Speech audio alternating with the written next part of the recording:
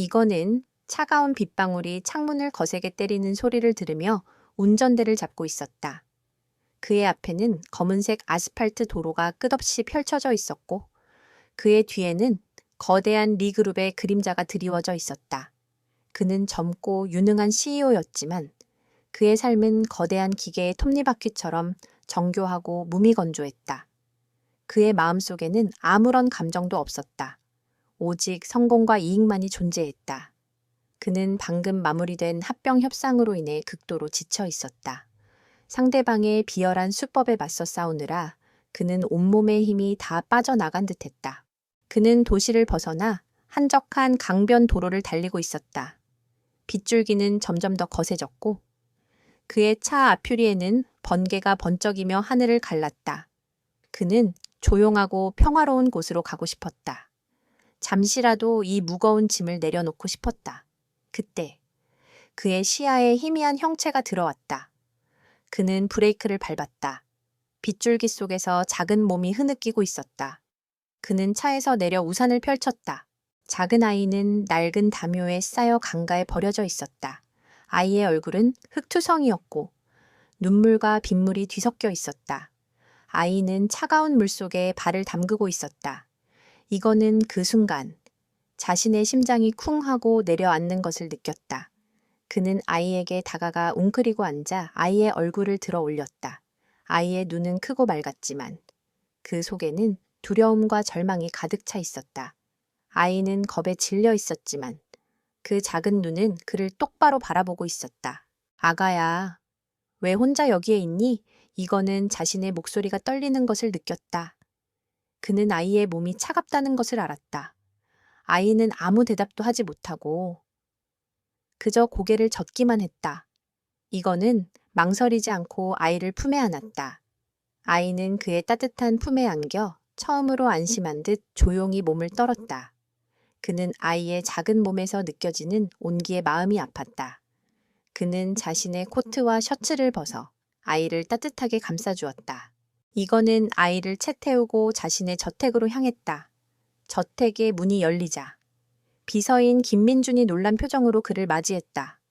민준은 평소에 이건답지 않은 모습에 당황했다. 이거는 늘 차갑고 계산적이었으며 이런 감정적인 행동은 그의 성격과 거리가 멀었다. 회장님, 이 아이는 도대체 어디서 데려오신 겁니까? 민준은 조심스럽게 물었다. 이거는 민준의 질문에 차갑게 대답했다. 강가에 버려져 있었다. 일단 아이를 씻기고 따뜻하게 해줘. 그리고 의사를 불러. 민준은 회장의 단호한 명령에 더 이상 묻지 못하고 아이를 데리고 하인들에게 넘겼다. 이거는 자신의 서재로 들어가 창밖을 바라보았다. 그의 마음은 복잡했다. 그는 왜 이 아이를 데려왔을까? 그가 가진 모든 것을 버리고 자유롭게 살고 싶다는 충동이 들었을 때 그는 이 아이를 만났다. 마치 그의 내면의 목소리가 이 아이를 통해 그에게 말하고 있는 것 같았다. 며칠 후 아이의 건강은 회복되었다. 아이는 여전히 말은 하지 않았지만 그녀의 눈은 이건에게 깊은 신뢰를 보내고 있었다. 아이는 항상 이건의 옆에 머물고 싶어 했다. 이건은 아이에게 이름을 지어주기로 했다. 그는 아이의 눈동자가 깊은 밤의 호수처럼 고요하고 아름답다고 생각했다. 그래서 그는 아이에게 윤혜운이라는 이름을 지어주었다. 은혜로운 밤하늘이라는 뜻이었다. 이건의 가족들은 그의 결정에 대해 크게 반발했다. 특히 그의 삼촌인 이준호와 사촌형인 이세준은 가장 격렬하게 반대했다. 그들은 혜운의 존재가 그룹의 후계 구도에 혼란을 가져올 것이라고 생각했다. 지훈아, 무슨 생각으로 저런 아이를 데려온 거냐? 네가 결혼도 하지 않았는데. 저 아이가 나중에 네 재산을 노린다고 생각해보지 않았어. 준호는 격앙된 목소리로 말했다. 이거는 차가운 눈빛으로 그들을 바라보며 말했다. 삼촌, 혜운이는 제 아이입니다. 저는 그녀를 제 딸로 키울 겁니다. 제 재산이 아니라 제 삶을 공유할 사람입니다. 그 누구도 제 결정에 이의를 제기할 수 없습니다. 세주는 비웃으며 말했다. 네가 애를 키운다고 네가 아버지가 될 수 있다고 생각하는 거야. 넌 늘 혼자였고 앞으로도 그럴 거야. 넌 정을 주는 법도 정을 받는 법도 모르는 사람이야. 이건은 세준의 말에 아무 대답도 하지 않았다. 그의 마음은 이미 굳게 닫혀 있었고 그의 세상은 오직 그와 혜운 두 사람만으로 채워져 있었다. 그는 혜운을 위해 모든 것을 희생할 준비가 되어 있었다.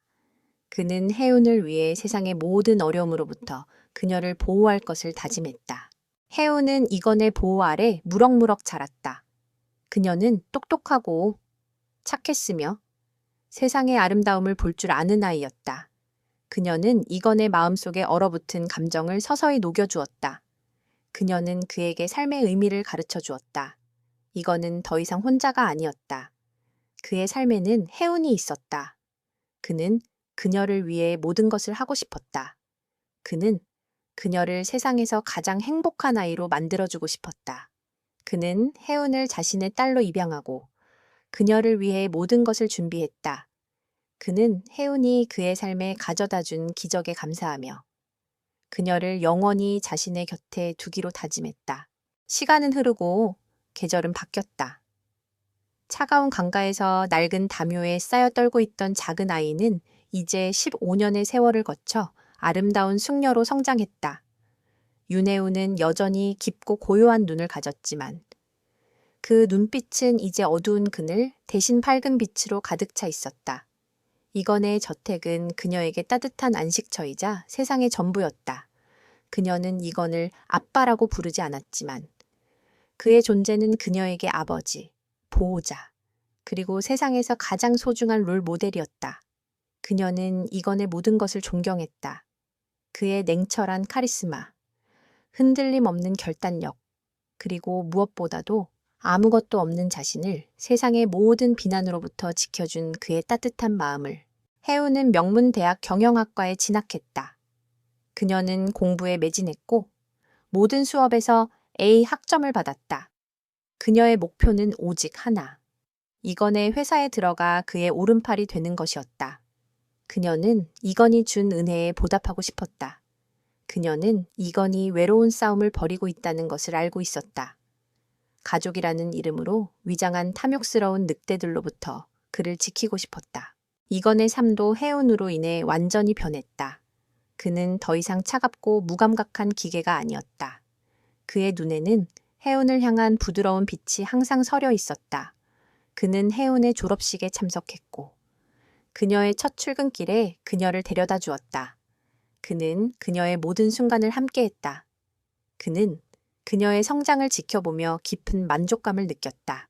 그러나 혜운이 성장할수록 이건의 마음속에는 복잡한 감정이 싹트기 시작했다. 그는 더 이상 혜운을 딸처럼 보지 않았다. 그녀가 다른 남자들과 이야기할 때 질투심을 느꼈고 그녀가 아름다운 드레스를 입고 나타날 때 가슴이 뛰었다. 그는 자신의 감정에 혼란을 느꼈다. 어떻게 아버지의 마음이 이런 식으로 변할 수 있단 말인가. 그는 스스로를 비난했지만 그의 마음은 통제되지 않았다. 이거는 자신의 감정을 억누르려 노력했다. 그는 혜운에게 더 차갑게 대하려고 노력했고 그녀와 거리를 두려고 애썼다. 그는 그녀를 위해 모든 것을 해주었지만 그녀의 눈을 피했다. 혜운은 이건의 갑작스러운 변화에 혼란을 느꼈다. 그녀는 자신이 뭔가 잘못했는지 걱정했다. 그녀는 이건이 자신을 싫어하는 것이 아닌지 두려웠다. 어느 날 저녁, 혜운은 이건이 가장 좋아하는 와인을 들고 그의 서재를 찾았다. 회장님, 요즘 왜 저를 피하시는 겁니까? 제가 혹시 무슨 잘못이라도 했나요? 혜운의 목소리에는 슬픔이 묻어 있었다. 이건은 그녀의 질문에 대답하지 못하고 그저 와인잔을 바라보았다. 그의 마음은 혼란스러웠다. 그는 그녀에게 진실을 말할 수 없었다. 그는 그녀를 딸처럼 사랑했지만 동시에 여자로서 사랑하고 있었다. 이 감정은 그에게 큰 고통을 주었다. 혜운아, 너는 아무 잘못도 하지 않았어. 그저 내가 요즘 일이 많아서 그래. 신경 쓰지 마. 이거는 거짓말을 했다. 혜운은 이건의 거짓말을 눈치챘다. 그녀는 그의 눈에서 진실을 읽을 수 있었다. 그녀는 그의 손을 잡았다. 그녀의 손은 따뜻하고 부드러웠다. 회장님, 저는 당신의 곁에 있는 것만으로도 행복합니다. 당신이 저를 데려온 그 순간부터 제 세상은 당신이었습니다. 제가 당신에게 부담이 된다면 저는 언제든 떠날 수 있습니다. 혜운의 말에 이건의 심장이 멎는 듯했다. 그는 그녀가 자신의 곁을 떠나는 것을 상상할 수 없었다. 그녀는 그의 유일한 안식처였고 그의 삶의 이유였다. 그는 그녀를 잃을까 두려웠다. 그는 그녀의 손을 꽉 잡고 말했다. 절대 그런 말 하지 마. 너는 내 곁에 있어야 해. 너는 내 삶의 전부야. 그 순간 이건은 자신의 감정을 더 이상 억누를 수 없음을 깨달았다. 그는 혜운을 사랑하고 있었다. 그것은 아버지의 사랑이 아니라 남녀의 사랑이었다. 그는 혜운의 어깨를 감싸 안고 그녀의 머리를 부드럽게 쓰다듬었다. 그는 그녀에게 모든 것을 말해주고 싶었지만 그의 입은 굳게 닫혀 있었다. 그는 혜운이 자신의 감정을 이해할 수 있을지 두려웠다. 한편 이건의 가족들은 혜운을 제거하기 위한 음모를 꾸미기 시작했다. 그들은 혜운이 이건의 가장 큰 약점임을 깨달았다. 이준호는 비열한 미소를 지으며 말했다. 지훈이 녀석이 저 아이를 너무 아껴. 저 아이를 건드리면 지훈이의 신경을 거스르게 될 거야. 우리가 원하는 것을 얻기 위해서는 저 아이를 제거해야 해. 이세준은 동의하며 말했다. 맞습니다. 아버지, 저 아이는 우리에게 걸림돌일 뿐입니다. 그녀를 세상에서 지워버려야 합니다. 그들은 혜운을 해치기 위한 첫 번째 계획을 세웠다. 그들은 혜운의 주변에 수상한 사람들을 심었고 그녀의 일거수일투족을 감시했다. 그들은 혜운이 이건에게서 멀어지도록 유도할 방법을 찾고 있었다. 이건은 그들의 음모를 알지 못했다. 그는 오직 자신의 감정과 혜운의 안전에만 집중하고 있었다. 그는 혜운을 위해 세상의 모든 위험으로부터 그녀를 보호할 것을 다짐했다. 그는 그녀를 위해 모든 것을 버릴 준비가 되어 있었다. 그는 그녀에게 사랑을 고백하고 싶었지만 그의 입은 굳게 닫혀 있었다. 그는 이 복잡한 감정의 미로 속에서 길을 잃고 있었다. 그리고 이 모든 감정의 소용돌이는 혜운이 그에게 품고 있는 감정을 깨닫게 했다. 그녀는 이건을 가족으로서 사랑했지만 동시에 남자로서 사랑하고 있었다. 그녀의 마음은 이 감정의 혼란 속에서 더욱 깊은 사랑으로 발전하고 있었다. 이건의 마음속에 자리 잡은 미묘한 감정의 변화를 눈치챈 것은 비단 혜운뿐만이 아니었다. 이준호와 이세준은 혜운의 존재가 이건의 가장 큰 약점임을 간파했다. 그들은 자신들의 목표인 리그룹의 경영권을 탈취하기 위해 혜운을 제거할 계획을 세웠다. 그들의 계획은 혜운의 명예를 실추시키고 이건의 신뢰를 무너뜨리는 것이었다. 그들의 첫 번째 공격은 혜운이 참석하는 대학 행사를 이용하는 것이었다. 세준은 혜운의 친구인 척 접근해 그녀에게 유명 패션쇼에 참석할 것을 권했다. 순진한 혜운은 아무 의심 없이 그를 따랐다. 패션쇼 당일, 세준은 혜운이 잠시 자리를 비운 사이 그녀의 가방에 도난당한 명품 시계를 몰래 집어넣었다. 패션쇼가 끝나고 혜운이 퇴장하려 할 때 경비원들이 그녀를 막아섰다. 아가씨, 죄송하지만 가방 좀 확인해 봐야겠습니다. 혜운은 영문도 모른 채 가방을 열었고 그 안에서 시계가 발견되자 그녀는 충격에 휩싸였다. 세준은 위선적인 얼굴로 그녀를 비난했다. 윤혜운, 너 어떻게 이럴 수가 있어. 지훈이 형이 너를 그렇게 아껴주셨는데.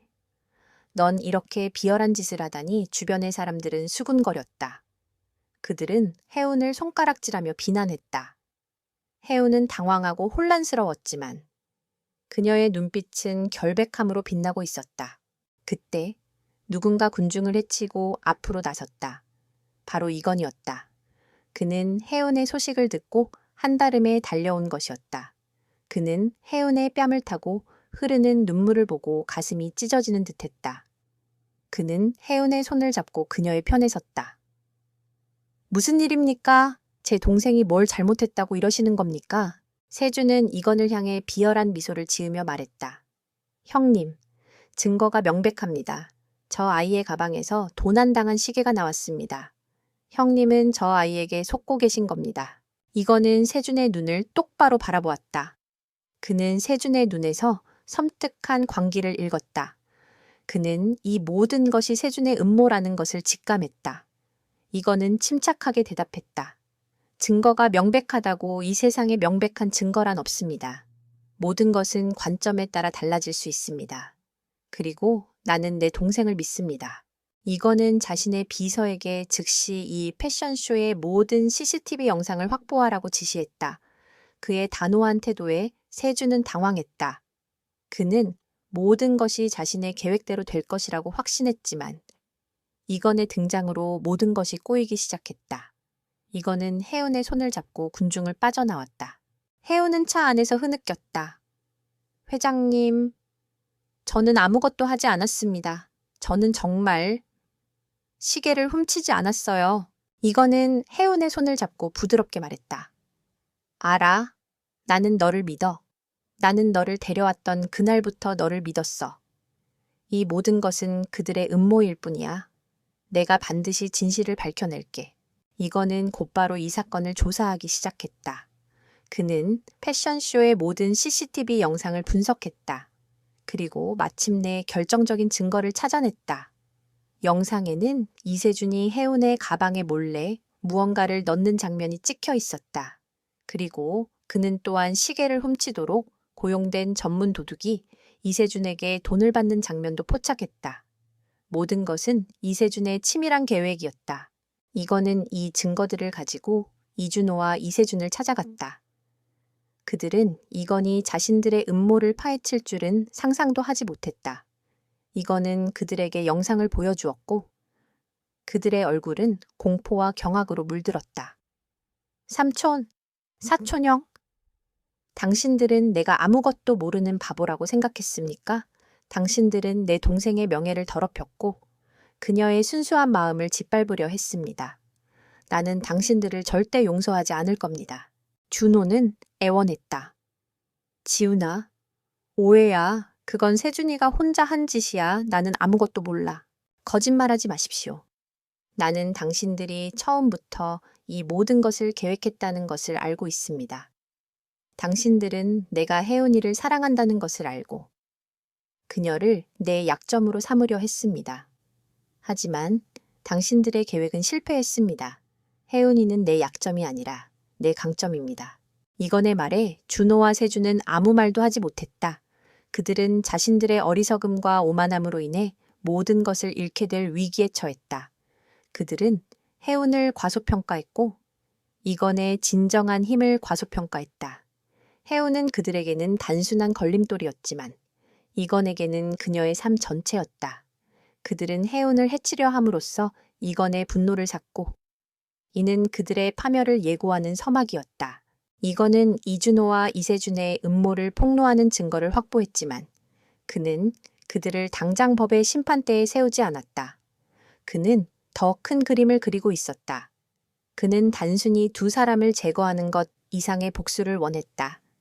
그는 그들이 탐욕으로 쌓아 올린 모든 것을 무너뜨리고 그들이 저지른 모든 죄를 세상에 드러내고 싶었다. 그는 비밀리에 이준호와 이세준의 모든 사업과 재정 상태를 조사하기 시작했다. 그의 비서팀은 밤낮으로 일하며 두 사람이 그동안 저질렀던 모든 부정을 낱낱이 파헤쳤다. 조사 결과는 충격적이었다. 그들은 수십 년간 리그룹의 자금을 횡령하고 불법적인 거래를 통해 막대한 비자금을 조성했으며 심지어 해외 범죄 조직과도 연루되어 있었다. 그들의 네트워크는 리그룹의 핵심 부서와 외부 기업을 아우르는 거대한 규모였다. 이건은 이 모든 정보를 서연에게 숨기지 않았다. 그는 그녀에게 모든 것을 털어놓았다. 혜운아, 나는 너를 강가에서 데려온 그날 네가 어떤 운명을 가지고 있는지 알지 못했어. 하지만 이제 알겠어. 너는 그들의 탐욕으로 인해 버려졌어. 나는 너를 위해 그들의 모든 것을 빼앗을 거야. 서연은 이건의 진심 어린 고백에 감동했다. 그녀는 그가 자신을 단순한 가족 구성원이 아니라 삶의 동반자로 여기고 있다는 것을 느꼈다. 그녀는 그에게 말했다. 회장님, 저는 당신의 복수를 원하지 않습니다.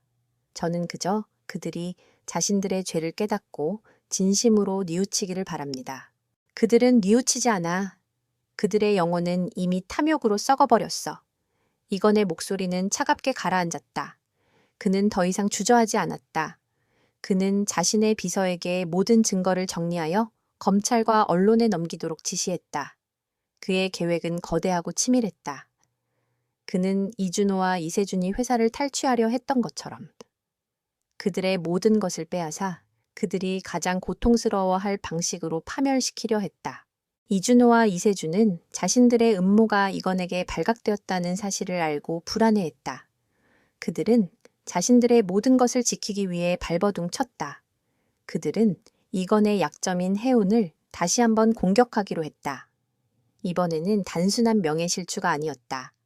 그들은 해운을 납치하여 이건에게서 회사의 경영권을 넘겨받으려 했다. 그들의 계획은 치밀했다. 그들은 해운이 혼자 봉사활동을 가는 날을 노렸다. 그들은 해운의 동선을 미리 파악하고 그녀의 채 GPS 추적기를 몰래 설치했다. 그들은 해운이 봉사활동을 마치고 돌아가는 길에 그녀를 납치하려 했다. 하지만 그들의 음모는 이미 이건에게 파악되어 있었다. 이건은 해운의 주변에 경호원들을 심어두었고 그녀의 모든 일정을 비밀리에 파악하고 있었다. 그는 그들이 해운을 공격할 것을 직감적으로 알고 있었다. 그는 해운에게 아무 말도 하지 않았다.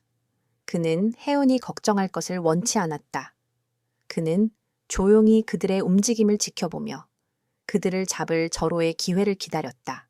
봉사활동이 끝난 후 해운은 길가에 차를 세우고 잠시 전화를 하고 있었다. 그때 검은색 승합차 한 대가 그녀의 차를 막아섰다. 검은 옷을 입은 남자들이 차에서 내려 그녀에게 다가왔다. 해운은 본능적으로 위험을 감지하고 차의 문을 잠그려 했다. 그러나 이미 늦었다. 그들은 그녀의 차 창문을 깨고 그녀를 끌어냈다. 해운은 소리를 질렀지만 주변에는 아무도 없었다. 그때 그녀의 뒤에서 한 남자가 나타났다. 그는 바로 이건의 비서였다. 그는 뒤따라오던 경호원들과 함께 남자들을 제압했다. 납치범들은 순식간에 제압되었고 그들은 손발이 묶인 채 바닥에 쓰러졌다. 그들의 얼굴에는 당혹감과 분노가 뒤섞여 있었다. 그들은 자신들의 계획이 이렇게 허무하게 실패할 줄은 몰랐다. 납치범들을 체포한 후 경호원들은 해운을 이건에게 데려갔다. 해운은 두려움에 떨며 이건의 품에 안겼다. 회장님, 저를 납치하려고 했어요. 그녀의 목소리는 흐느낌에 잠겨 있었다. 이건은 해운을 꽉 끌어안고 그녀의 머리를 쓰다듬었다. 괜찮아. 이제 괜찮아. 내가 너를 지켜줄게. 그들은 다시는 너를 건드릴 수 없을 거야. 이건은 해운이 진정될 때까지 그녀를 놓아주지 않았다. 그는 그녀가 자신의 삶에서 얼마나 소중한 존재인지 다시 한번 깨달았다. 그는 그녀를 잃을 뻔했다는 사실에 가슴이 찢어지는 듯했다. 그는 이준호와 이세준의 잔인함에 치를 떨었다. 그들은 자신의 욕망을 위해 아무 죄 없는 해운을 이용하려 했다. 그는 그들을 절대 용서하지 않을 것을 다시 한번 다짐했다. 이건은 이준호와 이세준의 납치 시도가 실패한 후 해운의 안전을 최우선으로 생각했다. 그는 그녀의 주변에 24시간 감시를 붙였고 그녀의 모든 일거수일투족을 파악했다. 해운은 이건의 과도한 보호의 부담을 느끼기도 했지만 그녀는 그가 자신을 진심으로 아끼고 사랑한다는 것을 알았다. 그녀는 그에게 감사하며 그의 보호를 받아들였다. 이건은 납치범들을 신문했다. 그들은 자신들이 이준호와 이세준의 지시를 받고 움직였다고 자백했다. 그들은 또한 그들이 해운의 가족에 대한 비밀을 알고 있다고 주장했다. 이건은 그들의 말을 듣고 충격에 빠졌다. 해운의 과거는 그에게 미스터리였다. 그는 그녀를 강가에서 발견한 그날의 기억밖에 없었다. 그는 그녀의 가족에 대해 아무것도 몰랐다. 그는 납치범들에게 그들이 아는 모든 것을 말하라고 명령했다. 납치범들은 두려움에 떨며 15년 전의 사건에 대해 털어놓았다. 그들은 자신들의 배후에 있는 거대한 조직의 명령에 따라 해운의 가족을 파멸시켰다고 고백했다. 혜운의 아버지는 당시 리그룹의 협력업체였던 한 소규모 IT 회사의 사장이었다. 그는 이준호와 이세준의 불법적인 거래를 눈치채고 그들을 고발하려 했다. 하지만 이준호는 그를 제거하기 위해 그의 회사를 해킹하고 그를 횡령죄로 몰아넣었다. 혜운의 아버지는 모든 것을 잃고 절망에 빠져 강가에서 스스로 목숨을 끊었다. 그리고 혜운의 어머니는 그 충격으로 실어증에 걸려 혜운을 강가에 버려두고 사라졌다. 납치범들은 이준호와 이세준의 명령을 받아 혜운의 가족을 감시하고 그들의 모든 것을 빼앗아갔다고 자백했다. 이거는 납치범들의 말을 듣고 극심한 분노를 느꼈다. 그는 이준호와 이세준의 탐욕이 한 가족의 삶을 파괴했다는 사실에 치를 떨었다. 그는 혜운의 순수한 눈을 떠올리며 가슴이 찢어지는 듯했다. 그는 혜운이 겪었을 고통을 생각하며 눈물을 흘렸다. 그는 혜운의 가족이 자신의 가족에 의해 파괴되었다는 사실에 죄책감을 느꼈다. 그는 혜운에게 모든 것을 말해주고 싶었지만 그녀에게 더 큰 상처를 줄까봐 두려웠다. 그는 혜운이 자신의 가족이 자신의 비극과 관련이 있다는 사실을 알게 되면 그를 떠날까봐 걱정했다. 그는 혼란과 고통 속에서 혜운의 과거에 대해 더 깊이 파고들기로 결심했다. 그는 납치범들의 자백을 토대로 15년 전의 사건을 다시 조사하기 시작했다. 그는 당시 사건을 담당했던 경찰관을 찾아갔다. 그 경찰관은 이미 퇴직했지만 그는 사건에 대한 모든 것을 기억하고 있었다.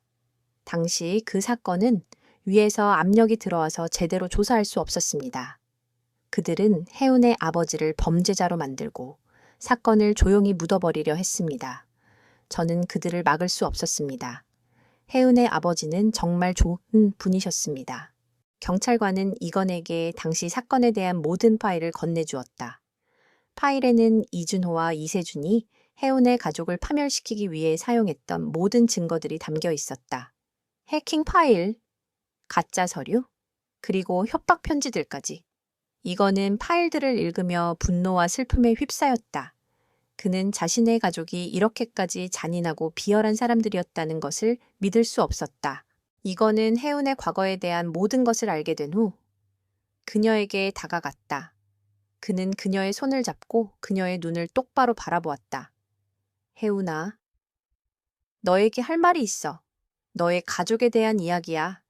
너는 강가에서 버려진 것이 아니었어.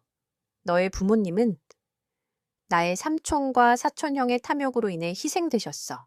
혜운은 이건의 말을 듣고 충격에 빠졌다. 그녀의 얼굴은 하얗게 질렸다. 그녀의 눈은 혼란과 분노로 흔들렸다. 무슨 말씀이십니까? 제 부모님이 돌아가셨다고요. 그리고 당신의 가족이 이거는 혜운의 손을 꽉 잡고 그녀의 눈물을 닦아주었다. 미안해. 혜운아, 내가 더 일찍 이 모든 것을 알았어야 했어. 나는 네가 겪은 고통을 모두 보상해줄게. 나는 너의 가족을 위해 그들의 모든 것을 빼앗을 거야. 그리고 그들을 법의 심판대에 세울 거야. 혜운은 이건의 말에 믿을 수 없다는 듯 고개를 저었다. 그녀의 마음은 혼란스러웠다. 그녀는 자신이 가장 사랑하고 존경했던 사람이 자신의 가족을 파멸시킨 사람들의 가족이라는 사실을 받아들이기 힘들었다. 그녀는 이건을 사랑했지만 동시에 그의 가족을 용서할 수 없었다. 그녀의 마음은 사랑과 증오 사이에서 갈등했다. 이건은 혜운의 복잡한 감정을 이해했다. 그는 그녀에게 시간을 주었다. 그는 그녀의 결정을 존중하기로 했다. 그는 그녀가 그를 떠나더라도 그녀의 모든 결정을 받아들일 준비가 되어 있었다. 그는 이제 복수를 시작하기로 했다. 그는 이준호와 이세준이 저지른 모든 죄를 세상에 폭로하고 그들의 모든 것을 빼앗을 것을 다짐했다. 그는 이 모든 것이 혜운을 위한 복수임을 잊지 않았다. 그는 그녀의 고통을 덜어주고 그녀의 가족의 명예를 회복시키기 위해 모든 것을 걸었다. 이건은 15년 전의 비극적인 진실을 알게 된 후 복수를 결심했다. 그의 목표는 단순한 응징이 아니었다. 그는 이준호와 이세준이 혜운의 가족에게서 빼앗아간 모든 것을 되찾아주고 그들이 가장 소중히 여기는 것을 파괴함으로써 그들이 혜운의 가족에게 안겨주었던 고통을 되갚아주려 했다. 그의 복수는 치밀하고 냉정했으며 감정에 휘둘리지 않았다. 그는 가장 먼저 이준호와 이세준의 약점을 파고들었다. 그들은 리그룹의 경영권을 탈취하기 위해 비밀리에 주식시장을 조작하고 불법적인 자금으로 리그룹의 주식을 매입하고 있었다. 그들은 자신들의 계획이 완벽하다고 믿었지만 이거는 이미 그들의 모든 움직임을 파악하고 있었다. 그는 그들이 주식시장에 풀어놓은 자금이 사실은 해외 범죄 조직의 자금이라는 것을 알아냈다. 이준호는 이 자금을 유치하는 대가로 리그룹의 핵심 기술과 기밀 정보를 빼돌리고 있었다. 이거는 이 모든 증거를 모았다. 그는 이준호와 이세준의 모든 비리와 부패를 담은 파일을 작성하고 이 파일을 검찰에 넘길 준비를 마쳤다. 그는 또한 이 모든 사실을 대중에게 공개하기 위해 기자회견을 준비했다. 그는 이 사건을 단순히 내부 분쟁으로 끝내지 않고 세상에 그들의 추악한 진실을 폭로하여 그들의 명예를 완전히 실추시키려 했다. 한편 이준호와 이세준은 자신들의 계획이 실패하고 있다는 것을 감지했다. 그들은 이건의 움직임이 심상치 않다는 것을 직감적으로 느꼈다. 그들은 이건의 복수로부터 자신들을 지키기 위해 이사회를 소집했다. 그들은 이사회에서 이건이 자신의 권력을 남용하고 있으며 리그룹을 사유화하려 한다고 비난할 계획이었다. 그들은 또한 혜운이 이건을 조종하고 있다며 그녀를 공공연히 비난하려 했다. 이사회 당일 이준호와 이세준은 자신만만한 표정으로 회의실에 들어섰다. 그들은 이미 대부분의 이사들을 자신의 편으로 포섭했다. 그들은 이건이 아무것도 할 수 없을 것이라고 확신했다. 이준호는 회의를 시작하며 격앙된 목소리로 말했다. 여러분, 저는 지금 리그룹의 미래를 위해 중대한 결정을 내리려 합니다. 이건 회장은 최근 사적인 감정으로 인해 회사를 사유화하려 하고 있습니다. 그는 정체불명의 여인인 윤혜은에게 현혹되어 우리의 모든 것을 위험에 빠뜨리고 있습니다. 이준호는 준비한 서류를 들이밀며 이건희 혜운에게 막대한 자금을 지원하고 그녀의 가족과 관련된 사업에 투자를 했다고 주장했다. 그의 주장은 모든 이사들에게 충격을 안겨주었다. 이사들은 수군거리며 이건을 비난했다. 그때 이건이 조용히 자리에서 일어났다. 그의 눈빛은 차가웠고 그의 목소리는 낮고 위협적이었다. 삼촌, 그리고 이사님들, 당신들은 지금 잘못된 정보를 믿고 있습니다. 그리고 당신들은 한 가지 중요한 사실을 간과하고 있습니다. 이건은 자신의 비서에게 신호를 보냈다. 비서는 스크린에 준비된 영상을 띄웠다. 영상에는 이준호와 이세준이 해외 범죄 조직과 접촉하여 불법 자금을 거래하는 장면이 담겨 있었다. 그리고 그들이 혜운의 가족을 파멸시키기 위해 저질렀던 모든 범죄들이 증거 자료와 함께 나타났다. 해킹 파일, 가짜 서류, 그리고 그들의 육성이 담긴 녹음 파일까지 모든 것이 명백하게 드러났다. 이사회 회의실은 순식간에 정적으로 변했다. 이사들은 충격에 빠졌고 이준호와 이세준은 얼굴이 하얗게 질렸다. 그들은 자신들의 모든 비밀이 이렇게 허무하게 드러날 줄은 상상도 하지 못했다. 이거는 이준호와 이세준을 향해 말했다. 삼촌, 사촌형, 당신들은 내 경영권을 빼앗기 위해 혜운이를 공격했지. 그녀를 내 약점이라고 생각했지. 하지만 당신들이 저지른 가장 큰 실수는 혜운이를 건드린 거야. 그녀는 내 약점이 아니라 내 존재의 이유이자 나의 모든 것이었어. 당신들은 그녀를 해치려 함으로써 스스로 파멸을 자초한 거야. 이준호와 이세준은 이건의 말에 아무 대답도 하지 못했다. 그들은 자신들의 탐욕이 이렇게까지 큰 대가를 치르게 할 줄은 몰랐다. 그들은 자신들의 오만함에 눈이 멀어 이건의 진정한 힘을 간과했다.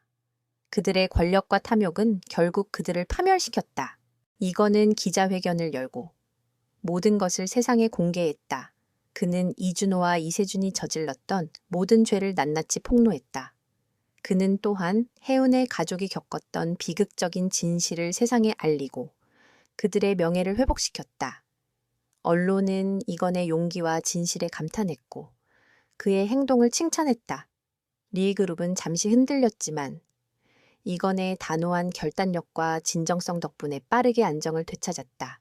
이준호와 이세준의 체포 후 이건 그룹은 대대적인 개혁에 돌입했다. 이건은 기업의 투명성을 강화하고 비윤리적인 경영 관행을 근절하기 위해 모든 노력을 기울였다.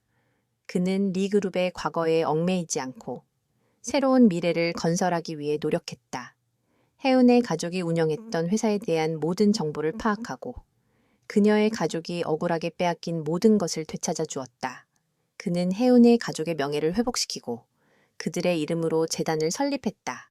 이건은 기자회견을 통해 이 모든 사실을 대중에게 공개했다. 그는 자신의 가족이 저지른 잘못에 대해 진심으로 사과했다.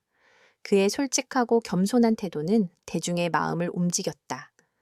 언론은 그를 진정한 리더라고 칭찬했다. 이건 그룹은 이 위기를 통해 더욱 강력하고 사회적으로 존경받는 기업으로 거듭났다. 한편 이준호와 이세준은 감옥에 갇혔다. 그들은 자신들의 어리석음과 탐욕으로 인해 모든 것을 잃었다. 그들은 자신들의 죄를 뉘우치지 않았고 이건과 혜은에 대한 복수심에 불타고 있었다. 그들은 감옥 안에서도 이건을 무너뜨릴 방법을 찾고 있었다.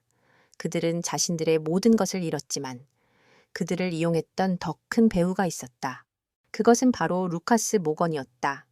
그는 이준호와 이세준을 이용하여 이건 그룹의 기밀 정보를 빼내려 했던 국제적인 범죄 조직의 수장이었다. 모건은 이준호가 체포되자 자신의 정체가 드러날까봐 두려워했다. 그는 이준호와 이세준에게 자신과 관련된 모든 것을 폭로하지 않으면 그들의 가족을 해치겠다고 협박했다.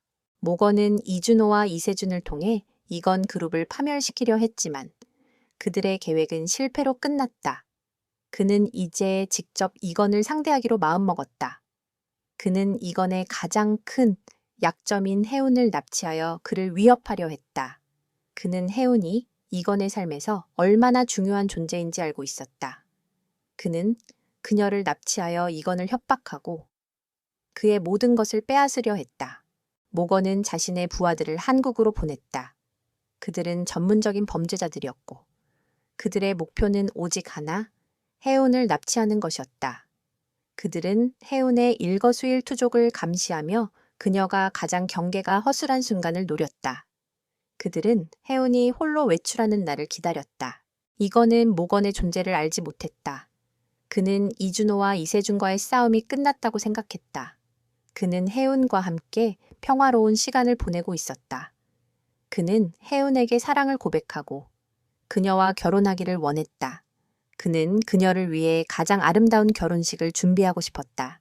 어느 날 오후, 혜운은 친구와 약속이 있어 홀로 외출했다. 그녀는 이건의 경호원들을 따돌리고 혼자 택시를 탔다. 그녀는 잠시라도 이건의 보호에서 벗어나 자유를 느끼고 싶었다. 하지만 그녀의 자유는 오래가지 않았다. 그녀가 탄 택시는 한적한 교회의 외딴 건물로 향하고 있었다. 택시 운전사는 수상한 미소를 짓고 있었다. 혜운은 본능적으로 위험을 감지했다. 그녀는 휴대폰을 꺼내 이건에게 전화를 걸려 했지만 이미 늦었다. 택시 운전사는 그녀의 휴대폰을 빼앗고 그녀에게 마취제를 주사했다. 혜운은 의식을 잃고 쓰러졌다. 혜운이 사라졌다는 소식에 이건은 격분했다. 그는 즉시 자신의 모든 자원을 동원하여 혜운을 찾기 시작했다. 그는 혜은이 마지막으로 목격된 장소와 그녀가 탔던 택시의 정보를 파악했다. 그는 택시 운전사가 전문적인 범죄 조직의 일원임을 알아냈다. 그는 이 모든 사건의 배후에 이준호와 이세준보다 더 큰 세력이 있음을 직감했다. 이건은 혜은을 잃을지도 모른다는 생각에 공포에 질렸다. 그는 그녀를 찾기 위해 모든 것을 걸었다. 그는 모건의 조직을 추적하기 시작했다. 그는 그들의 모든 거래와 네트워크를 파악하여 그들의 약점을 찾아내려 했다. 그는 그들이 혜운을 인질로 잡고 자신을 협박하려 한다는 것을 알았다. 그는 그들의 계획대로 움직이지 않고 그들을 역이용하여 혜운을 구출하고 그들을 모두 체포하기 위한 계획을 세웠다. 이건은 모건에게 연락을 취했다. 루카스 모건, 네가 내 아내를 납치했다는 것을 알고 있다. 너는 무엇을 원하는가 말해. 모건은 이건의 단호한 태도에 미소 지었다. 한지훈 회장, 당신은 당신의 아내를 구하고 싶지 않은가? 당신의 아내가 내 손에 죽는 것을 보고 싶지 않다면 당신의 모든 것을 포기해라. 나는 당신의 모든 것을 원한다. 당신의 회사, 당신의 명예, 당신의 모든 것을. 이건은 모건의 요구에 차갑게 대답했다. 좋아, 내가 너에게 모든 것을 줄게. 하지만 내 아내를 풀어줘. 내 아내가 안전하다는 것을 확인하면 나는 너에게 모든 것을 넘겨줄 거야. 모건은 이건의 제안에 동의했다. 그는 이건에게 해운을 풀어줄 장소와 시간을 통보했다. 하지만 이것은 함정이었다. 모건은 해운을 풀어주지 않고 이건을 제거하려 했다. 그는 이건이 혼자 오기를 원했다. 하지만 모건은 이건이 혼자가 아니라는 것을 알지 못했다. 이건은 이미 모건의 계획을 간파하고 그를 잡기 위한 마지막 작전을 시작했다. 이건은 루카스 모건의 협박에 겉으로는 굴복하는 척했다. 그는 모건이 요구한 모든 조건을 수락하고 해운을 풀어줄 장소로 향했다. 그 장소는 인적이 드문 폐공장이었다. 이건은 모건이 자신을 제거하려는 함정을 파놓았다는 것을 알았지만 그는 두려워하지 않았다. 그의 마음속에는 오직 하나, 해운을 구해야 한다는 생각뿐이었다. 그가 폐공장에 도착하자 모건의 부하들이 그를 애워쌌다. 그들의 눈빛은 살기로 가득 차 있었다. 모건은 시체처럼 차갑게 웃으며 이건에게 다가왔다. 한지훈 회장, 당신은 당신의 아내를 위해 모든 것을 포기했군요. 정말 감동적입니다. 하지만 당신의 이야기는 여기서 끝납니다. 모건은 부하들에게 이건을 제거하라고 명령했다. 그때 폐공장의 모든 전등이 갑자기 꺼지고 비상등만이 깜빡거리기 시작했다. 모건은 당황했다. 무슨 짓이야? 누가 전원을 내렸어? 모건이 분노하는 동안 이건은 그림자처럼 움직였다. 그는 모건의 부하들을 하나씩 제압했다. 그의 동작은 빠르고 정확했다. 그는 단순히 총재가 아니었다. 그는 과거 군사 훈련을 통해 습득한 전투 기술을 가지고 있었다. 그는 적들의 약점을 정확히 파고들었다. 모건의 부하들은 이건의 예상치 못한 공격에 속수무책으로 쓰러졌다. 모건은 눈앞에 펼쳐진 광경을 믿을 수 없었다. 네, 너는 도대체 누구야? 모건은 공포에 질린 목소리로 소리쳤다. 나는 한지훈이다. 이건의 목소리는 낮고 위협적이었다. 네가 무시했던 그 사람이다. 너는 내가 가진 돈과 권력만을 보았겠지만 나는 내 가족을 지키기 위해 모든 것을 걸었다. 너는 혜은이를 건드린 순간부터 나에게 패배한 것이다. 그때 폐공장의 문이 다시 열리고 경찰들이 들이닥쳤다. 그들은 모건과 그의 부하들을 모두 체포했다. 모건은 절망에 빠졌다. 그는 모든 것이 끝났다는 것을 깨달았다. 그는 혜운을 인질로 삼아 이건을 굴복시키려 했지만 이건은 그의 모든 계획을 간파하고 그를 역으로 이용했다. 경찰들이 모건을 데리고 나간 후 이건은 비로소 안도의 한숨을 쉬었다. 그의 몸은 상처투성이었지만 그는 고통을 느끼지 못했다. 그는 오직 혜운의 안전을 확인하고 싶었다. 그는 폐공장 안을 샅샅이 뒤졌다. 마침내 그는 낡은 방에서 묶여있는 혜운을 발견했다. 혜운은 입이 막혀 있었고 눈에는 두려움이 가득했다. 이건은 그녀에게 달려가 그녀를 묶고 있던 밧줄을 풀고 입을 막은 천을 떼어냈다. 혜운아, 괜찮아, 다치진 않았어. 그의 목소리는 걱정으로 떨리고 있었다. 혜운은 이건의 품에 안겨 흐느꼈다. 지훈 씨, 무서웠어요. 다시는 당신을 보지 못할까봐. 이건은 혜운을 꽉 끌어안고 그녀의 머리를 부드럽게 쓰다듬었다. 괜찮아. 이제 괜찮아. 내가 너를 지켜줄게. 다시는 이런 일이 없을 거야. 그들은 서로의 온기를 느끼며 한참 동안 서 있었다. 그들의 마음속에는 이제 더 이상의 의심이나 거리낌이 없었다. 그들은 서로가 서로에게 얼마나 중요한 존재인지 깨달았다. 그들은 서로의 손을 잡고 폐공장을 빠져나왔다. 며칠 후 이건은 혜운에게 모든 것을 털어놓았다. 그는 그녀가 강가에서 발견된 그날의 진실, 그리고 그녀의 가족이 자신의 삼촌과 사촌형의 탐욕으로 인해 파멸되었다는 사실을 고백했다. 해우는 충격에 빠졌지만 그녀는 이미 모든 것을 알고 있었다. 그녀는 이건의 마음속에 있는 고통과 죄책감을 느낄 수 있었다. 해우는 이건의 손을 잡고 말했다. 지훈 씨, 당신은 아무 잘못도 없습니다.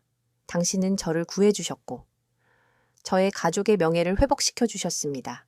저는 당신에게 감사하고 당신을 사랑합니다. 이건은 해운의 말에 감동했다.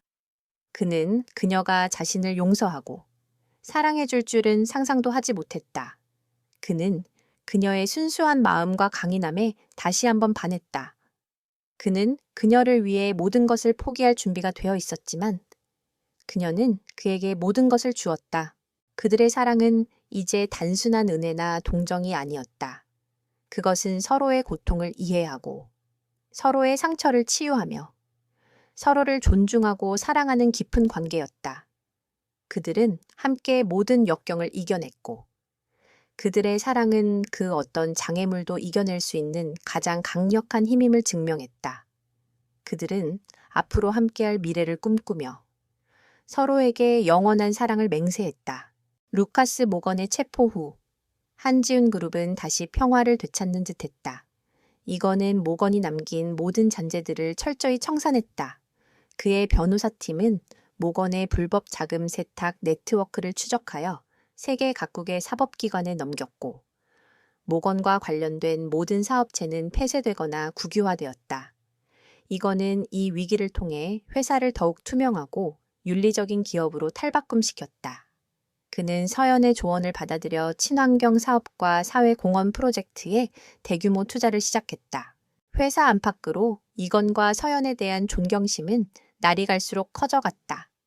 이건의 뛰어난 경영 능력은 물론 그의 목숨을 구하고 위기에서 구해낸 서연의 신비한 능력과 지혜에 사람들은 경외감을 표했다. 이제 아무도 서연을 단순한 시골 처녀로 보지 않았다. 그녀는 한지훈의 아내이자 그룹의 숨은 조력자, 그리고 존경받는 인물이었다. 어느 날 오후, 서연은 자신이 직접 가꾼 정원에서 약초들을 돌보고 있었다. 이거는 그녀의 옆에 앉아 그녀가 약초를 다루는 섬세한 손길을 지켜보았다. 서연아, 이제 우리에게 더 이상의 위협은 없을 거야. 모든 것이 끝났어. 이제야 너에게 내가 해줄 수 있는 것을 해줄 수 있겠다. 이거는 그녀의 손을 잡고 부드럽게 말했다. 서연은 고개를 저었다.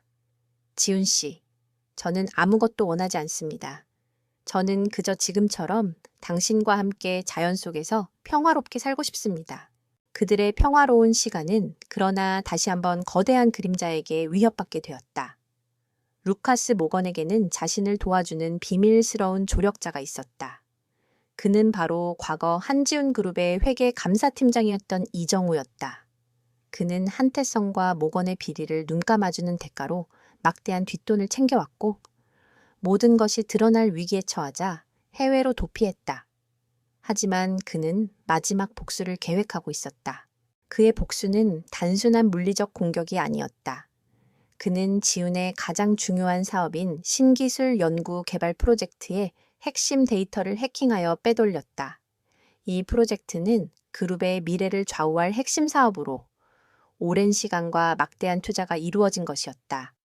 이정우는 이 데이터를 다크웹에 올려 가장 높은 가격을 부르는 자에게 팔아넘기려 했다.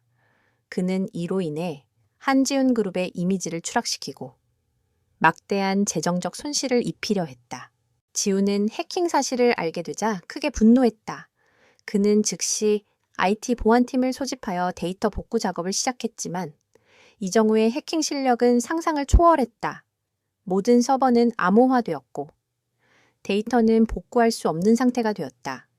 지훈은 이정우가 단순히 돈을 노리는 것이 아니라 자신에게 복수하려는 것을 직감했다. 그는 서연을 찾아갔다.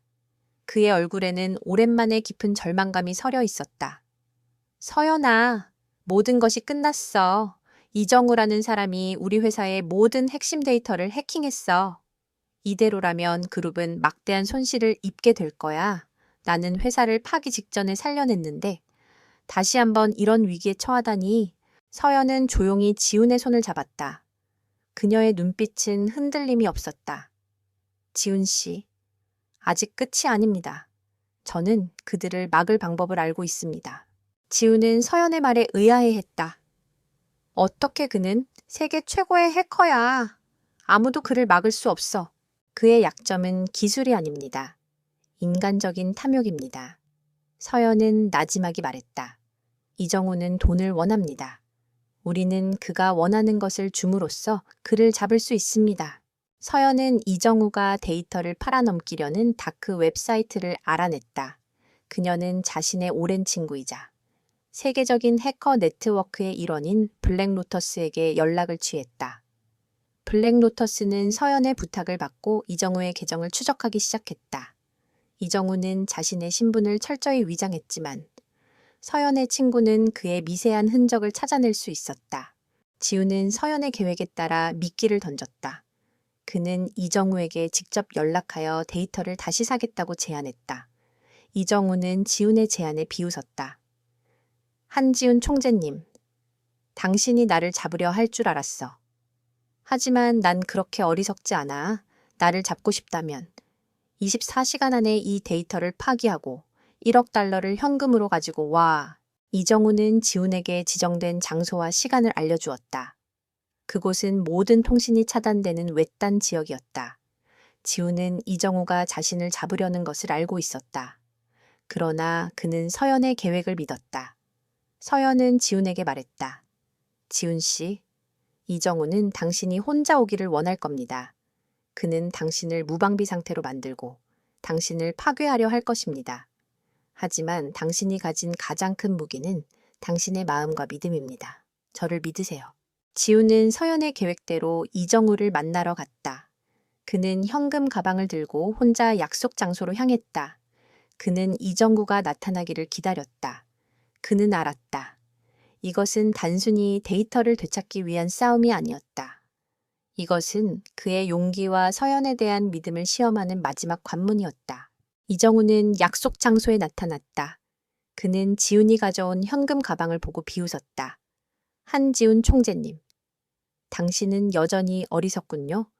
돈으로 모든 것을 해결할 수 있다고 생각하십니까? 당신은 나에게 막대한 손실을 입혔습니다. 이제 당신의 회사를 파산시키고 당신의 명예를 완전히 실추시킬 겁니다. 그는 지훈에게 데이터를 담은 USB를 건네는 척하며 숨겨둔 총을 꺼냈다. 현금은 내가 가지고 데이터는 파기할 겁니다. 그리고 당신은 여기서 사라질 겁니다. 바로 그때 이정우의 뒤에서 한 남자가 나타나 그의 팔을 꺾었다. 그는 지훈의 비서였다. 그는 이정우의 총을 빼앗아 던졌다. 이정우는 당황했지만 이내 지훈에게 달려들었다. 그러나 지훈은 이미 이정우의 움직임을 예측하고 있었다. 그는 이정우의 공격을 피하고 그의 얼굴에 주먹을 날렸다. 이정우는 바닥에 쓰러졌다. 이정우, 네가 가진 기술은 오직 복수와 파괴에만 쓰였어. 하지만 나에게는 내 모든 것을 걸고 지켜야 할 사람이 있어. 지훈은 이정우를 쳐다보며 말했다. 그리고 네가 가장 간과했던 것이 바로 그거야. 너는 이 싸움에서 혼자였고 나는 내 아내가 있었어. 이정우는 지훈의 말에 어리둥절했다. 무슨 말도 안 되는 소리야. 그때 경찰들이 약속 장소로 들이닥쳤다. 그들은 이정우를 체포했다. 이정우는 자신이 왜 이렇게 허무하게 잡혔는지 이해할 수 없었다. 지훈은 그를 향해 말했다. 네가 나에게 보냈던 메시지, 그리고 네가 데이터를 팔아넘기려 했던 다크 웹사이트, 모두 내 아내가 만든 가짜였어. 네가 접촉했던 모든 사람은 내 아내의 친구들이었지. 너는 처음부터 함정에 빠져 있었어. 이정우는 충격으로 말을 잇지 못했다. 그의 복수 계획은 완벽해 보였지만 그는 서연의 존재를 알지 못했다. 그는 그녀의 능력과 지혜를 과소평가했다. 그는 자신의 기술만 믿었지만 서연은 인간의 심리와 탐욕을 이용하는 더 깊은 전략을 사용했다. 경찰들이 이정우를 데리고 나간 후 지훈은 비서를 바라보며 말했다. 수고했어. 이제 서연에게 가자. 지우는 서연이 있는 집으로 돌아왔다. 그녀는 그를 기다리고 있었다. 그녀의 얼굴에는 안도와 기쁨이 서려 있었다. 지우는 서연에게 달려가 그녀를 품에 안았다. 서연아, 네가 아니었으면 난 정말 이 모든 것을 잃었을 거야. 너는 내 삶을 구원하고 내 회사를 구하고 나를 구했어. 너는 내 생명의 은인이자 내 제국의 수호자야. 서연은 지훈의 품에 안겨 미소 지었다. 지훈 씨, 우리는 함께 해낸 겁니다. 우리는 함께 이 모든 어려움을 이겨냈습니다. 저는 당신의 아내입니다. 당신의 옆에서 당신을 돕는 것이 저의 역할입니다. 그들의 사랑은 한태성의 탐욕으로 시작되었지만 이제는 모든 역경을 이겨내고 더욱 단단해졌다. 지우는 더 이상 병든 총재가 아니었고 서연은 더 이상 신비한 시골 처녀가 아니었다. 그들은 서로에게 없어서는 안 될 존재가 되었다. 그들은 함께 그룹을 운영하고 함께 사랑하며 함께 미래를 설계했다. 수년 후 한지훈 그룹은 세계적인 기업으로 성장했다. 그들의 성공은 단순히 경제적인 성과뿐만 아니라 윤리적이고 인간적인 경영 철학으로도 유명했다. 지훈은 사회에 공헌하는 기업가로 존경받았고 서연은 지훈의 그림자 속에서 빛나는 존재로 사람들의 사랑을 받았다. 그녀는 자신의 능력을 이용해 가난한 사람들을 돕는 재단을 설립했고 자연과 인간이 공존하는 세상을 만들기 위해 노력했다. 그들의 이야기는 한때 모두가 비웃었던 시골 처녀와 죽어가는 총재의 사랑 이야기였지만 이제는 서로의 삶을 구원하고 세상에 희망을 가져다준 위대한 러브스토리로 전해지고 있었다. 그들은 함께 힘을 합쳐 세상의 모든 악과 싸웠고 그들의 사랑은 그 어떤 장애물도 이겨낼 수 있는 가장 강력한 힘임을 증명했다.